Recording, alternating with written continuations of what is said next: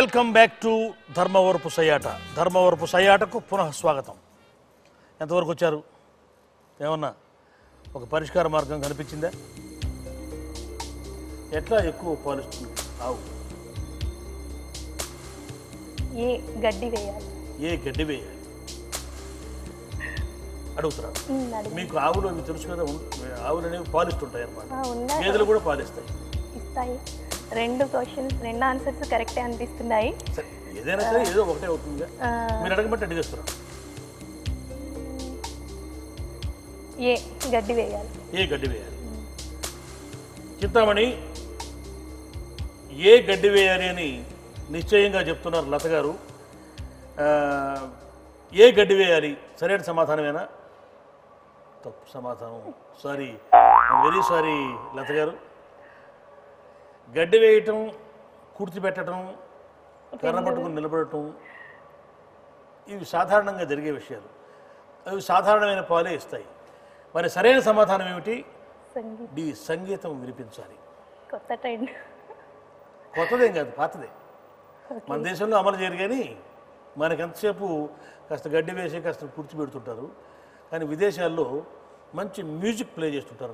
ఆ సరౌండింగ్స్ అంతా, ఆ చుట్టుపక్కలంతా చక్కటి సంగీతం ఛానల్ పెట్టి, స్పీకర్లు పెట్టి వినిపిస్తుంటారు అనమాట. అవి వింటూ అంతవరకు తిన్న గడ్డి నెమరు వేస్తూ హాయిగా చక్కగా పాలిస్తాయి. అవి మామూలుగా లీటర్ ఇస్తే లీటర్ నరిస్తాయి. లీటర్ నరిచ్చేవైతే 2 లీటర్లు ఇస్తాయి. 2 లీటర్లు ఇచ్చేవైతే 4 లీటర్లు ఇస్తాయి. 4 లీటర్లు ఇస్తాయి. 4 లీటర్లు ఇస్తాయి. మీరు కూడా గట్లో ఉన్నారు, పర్లేదు, పట్టుకున్నారు. అట్లాగనమాట. మామూలు గడ్డి వేసినా కూర్చోబెట్టినా అంతకన్నా ప్రయోజనం ఉండదు. కాబట్టి ఇదొక శిశుర్వేత్తి పశుర్వేత్తి వేత్తి గారడస పణిహి అన్నారు. శిశువులైనా పశువులైనా పావులైనా సరే సంగీతానికి అంతగా స్పందిస్తాయి. ఇది ఊరికే మనం శ్లోకం కోసం చెప్పుకున్నటువంటి మాట కాదు, అక్షర సత్యం ఇది. విదేశాల్లో దీన్ని అమలు చేసి చూపిస్తుంటారు అన్నమాట. మన వాళ్ళు ఎందుకు ఇటువంటి వాటి మీద మోజు పెట్టరు. కాకపోతే చిన్నపిల్లల్ని అక్కడ నిల్చోబెట్టి వాళ్ళ చేత డ్యాన్స్, బ్రేక్ డ్యాన్స్ వేయిస్తారు. ఏమన్నా కాస్త ఎక్కువ పాలు వస్తాయో చూస్తారు. అంతేగాని సంగీతం మన వాళ్ళు వినిపించారు. కానీ మన వాళ్ళు కూడా ప్రయోగాలు చేశారు, అవి కూడా సక్సెస్ అయినాయి. పాలు వింటున్నప్పుడు, వాటికి ఇది పాలు పితుకుతున్నప్పుడు సంగీతం వింటూ ఉంటే, ఇవి సంగీతం అని ఎంఎస్ సుబ్బలక్ష్మి గారు పాడుతున్నారు, లతా మంగేష్కర్ గారు పాడుతున్నారు, ఘంటసాల గారు పాడుతున్నారు. ఈ వివరం పశువులకు తెలియకపోవచ్చు, కానీ చెవికి ఏదో ఇంపుగా ఉంది. తద్వారా మనసు ఆహ్లాదకరంగా ఉంది. ఆ తన్మయత్వంలో తన ధర్మాన్ని ఎక్కువగా పాలు ఇవ్వటం పశువు యొక్క ధర్మం. పశువు అంటే ఆవు కావచ్చు, గేదె కావచ్చు. ఆ ధర్మాన్ని ఎక్కువగా నిర్వహిస్తుంది అన్నమాట. ఇతోధికంగా ఉన్నదానికంటే ఎక్కువగా నిర్వర్తిస్తుంది. సరే, ఏమైనా మీరు కూడా చక్కగా చెప్పే ప్రయత్నం చేశారు. 3 ప్రశ్నలు చక్కగా చెప్పారు. మీకు నా అభినందనలు. మరొకసారి ఇంకా బాగా ప్రయత్నం చేయండి. అదృష్టం కొంచెం మీ వైపు లేదు, కానీ మీరు ఆలోచిస్తున్నారు బాగానే. ఎనివే, చాలా సంతోషం లత గారు. మీరు గెలుచుకున్నటువంటి ఈ మూటను జాగ్రత్తగా మీ పనం చేస్తున్నాము. తీసుకొని ఆల్ ది బెస్ట్. మీకు అంతా శుభం జరగాలని కోరుకుంటున్నాను. చాలా సంతోషం. అది లత గారు చక్కగా సమాధానాలు చెప్తూ. కానీ పాపం ఈ విషయం, ఈ పాలు, ఈ గొడవ బహుశా పరిచయం లేకపోవచ్చు, అందుకని అట్లా అయింది. ఈ కాలంలో చాలామందికి పాలు ఎట్లా వస్తాయో, పశువు నుంచి వస్తాయో, చెట్టు నుంచి వస్తాయో కూడా చాలామందికి తెలియదు. కొంతమంది చెట్టు నుంచి కూడా పాలు వస్తాయి అనుకుంటారు కదా, అనుకుంటారా? అట్లా అనుకోరా? పోనీ సంతోషం. పాలు మాత్రం ఆవు నుంచో గేదె నుంచో వస్తాయని అంతవరకు ఒప్పుకుంటారు కదా. అదృష్టం కలిసి రాకపోవడం వల్ల లతగారు అట్లా ఓడిపోవడం జరిగింది. అయినా ఓటమిని మనం ఓటమి అనుకోకూడదు, గెలుపుకు పునాది అనుకోవాలి. అంతే కదా? ఇవాళ ఓటమి రేపటి గెలుపు అవుతుందని మీకు నేను గుర్తు చేస్తూ, ఈ కార్యక్రమంలో తర్వాతి పోటీదారు లలిత. స్వాగతం లలిత, వెల్కమ్.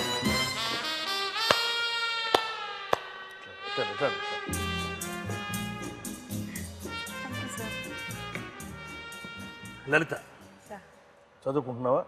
చదువు పూర్తయిపోయిందా? అంటే ప్రైవేట్గా చేస్తున్నాను. ప్రైవేట్ చేస్తున్నావు? ఏం చేస్తున్నావు ప్రైవేట్గా? బిఏ చేస్తున్నాను సార్. ఏంటి హాబీలు ఏంటి? టీవీ చూస్తాను సార్. టీవీ చూస్తావు. పుస్తకాలు చదువుతావా? అప్పుడప్పుడు చదువుతావు. ఇప్పుడున్న ఖాళీ ఉన్నప్పుడు. సరే, ఆటలు అంటే ఏమైనా ఇష్టం ఉందా? గేమ్స్ చూస్తాను సార్. గేమ్స్ చూస్తుంటావు? అంతే. ఆడటం ఇప్పుడు దాకా చేయలేదు, ఫస్ట్ టైం. ఈ గేమ్స్ కానీ ఉంటుంది, గ్రౌండ్లో ఆడే గేమ్స్, షటిల్, క్రికెట్ అటువంటివి ఏమన్నా, ఎనీ క్వైట్? అంటే షటిల్ ఇంట్లో ఆడతాం అంతే, ఫ్యామిలీతో ఆడతా అంతే తప్ప బయట ఎవరితో అలవాటు. ఇప్పుడు దాకా చేయలేదు మరి. క్రికెట్ చూస్తుంటావా? Very good. ఈ రూల్స్ అన్నీ తెలుసు కదా నీకు, కాబట్టి ఇది మళ్ళీ మనం చెప్పుకోవాల్సిన పని లేదు. మరి అడగనా చింతామణి? చింతామణి, లలిత సమాధానం చెప్పడం కోసం సిద్ధంగా ఉంది. మరి నువ్వు అడిగే మొదటి ప్రశ్న ఏమిటి? మధ్యాహ్నం మీరు వండుకున్న పప్పు రాత్రికి మిగిలితే ఏం చేస్తారు? అంటే మీ ఇంట్లో ఏ పూటకు ఆ పూటే కూరలు అవి చేసుకునే అలవాటు ఉందనుకున్నాం, కానీ ఒక రోజున ఏదో అట్లా జరిగింది. ఎట్లా జరిగిందంటే మధ్యాహ్నం మీరు వండుకున్నటువంటి పప్పు రాత్రికి మిగిలింది. అట్లా మిగిలితే దాన్ని మీరు ఏం చేస్తారు? ఏ, పారేస్తారు, బి, పని మనిషికి ఇస్తారు, సి, చారులో వేసుకొని పప్పు చారుగా మార్చుకుంటారు, డి, పక్కింటి పిన్ని గారికి ఇస్తారు. మధ్యాహ్నం మీరు వండుకున్న పప్పు రాత్రికి మిగిలితే చూస్తూ చూస్తూ ఏం చేస్తారు? దాన్ని పారేస్తారు, బి, పని మనిషికి ఇస్తారు, సి, చారులో వేసుకొని పప్పు చారుగా మార్చుకుంటారు, డి, పక్కింటి పిన్నికి ఇస్తారు.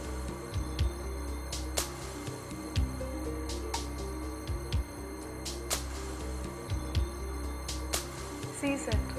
సి ఏంటది? చారులో వేసుకొని ఏం చేస్తారు? చారులో వేసుకొని పప్పు చారుగా చేసుకుంటాం, మార్చుకుంటాం.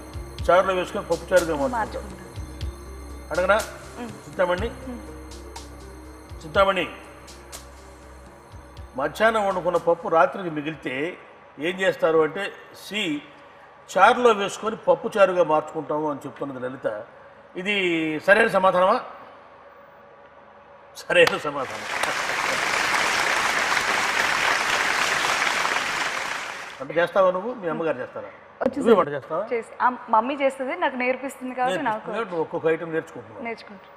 పప్పు కనుక మిగిలితే వృధా చేయకుండా, పని మనిషికి ఇవ్వకుండా పక్కింటి పిన్నికి ఇవ్వచ్చు కదా హాయిగా. అంటే మన ఇంట్లో తింటాం కాబట్టి ఇంకా తింటారు కాబట్టి. ఒకవేళ పప్పు మిగిలితే ఆ చారులో కొంచెం ఈ పప్పు వేసి గిల కొట్టేసేసి. అంటే మా మమ్మీ చేస్తుంది, అందుకే చెప్పాను. మా మమ్మీ చేస్తుంది, ఇంట్లో అదే చేస్తాం కాబట్టి. అదే అదే, కొంచెం తాలింపు వేస్తే పప్పు చారు అయిపోతుంది. పప్పు చారు ఇప్పుడే చేసాం పప్పు చారు అని చెప్పచ్చు ఎవరన్నా వస్తే గెస్ట్లకి. చాలా బాగుందమ్మా, చాలా బాగుంది. కేవలం వంట చేయడమే కాదు, మేనేజ్మెంట్ కూడా తెలిసి ఉండాలి. అవును సార్. చాలా సంతోషం చింతామణి. నువ్వు అడిగినటువంటి ప్రశ్నకి చాలా చమత్కారంగా చెప్పింది సమాధానం లలిత. తర్వాత ప్రశ్న ఏమిటి?